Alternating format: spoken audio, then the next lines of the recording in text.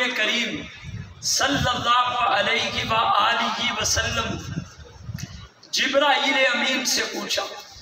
کہ اے جبریل تیری عمر کتنی ہے؟ تو جبرائیل امین نے عرض کی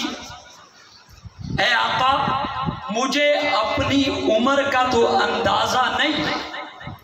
لیکن میں اتنا جانتا ہوں کہ چوتھے آسمان پر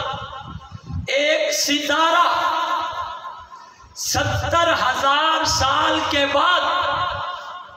چوتھے آسمان پر طلوع ہوتا تھا، اور میں نے اس ستارے کو 72,000 مرتبہ چمکتے ہوئے آسمان دنیا پر دیکھا ہے۔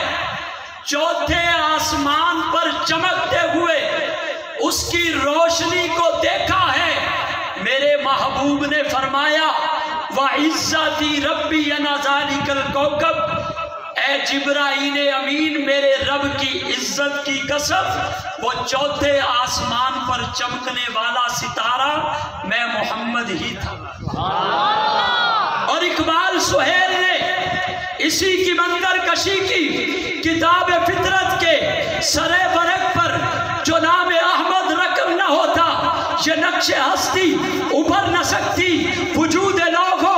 قلم نہ ہوتا تیرے غلاموں میں بھی جو نمایاں تیرا عکس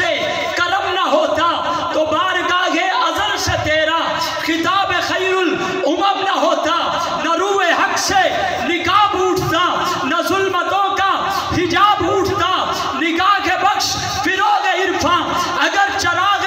حرم نہ ہوتا، زمین نہ ہوتی، فلک نہ ہوتا، عرب نہ ہوتا، عجب نہ ہوتا،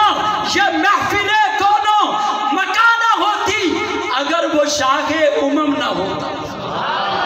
اور مولانا قاسم نانوتوی اسی کی منظر کشی کرتے ہیں، سب سے پہلے مشیت کے انوار سے نقش روح محمد بنایا گیا، پھر اسی نقش سے مانگ کر روشنی بزم کون و مکان کو سجایا گیا۔ وہ محمد بھی، احمد بھی، محمود بھی، حسن مطلق کا وہ شاہد بھی، مشہود بھی، علم و حکمت میں وہ غیر محدود بھی، ظاہراً امیوں میں اٹھایا گیا۔ اس کی شفقت ہے بے حد و بے انتہا، اس کی رحمت تخیل سے بھی ماورا، جو بھی عالم اس جہاں میں بنایا گیا اس کی رحمت سے اس کو سجایا گیا۔ اور حشر کا ڈر مجھے کیوں ہو اے قاسم، میرا آقا ہے وہ، میرا مولا ہے وہ، جس کے قدموں میں جنت بسائی گئی، جس کے ہاتھوں سے کوثر لٹایا ہے۔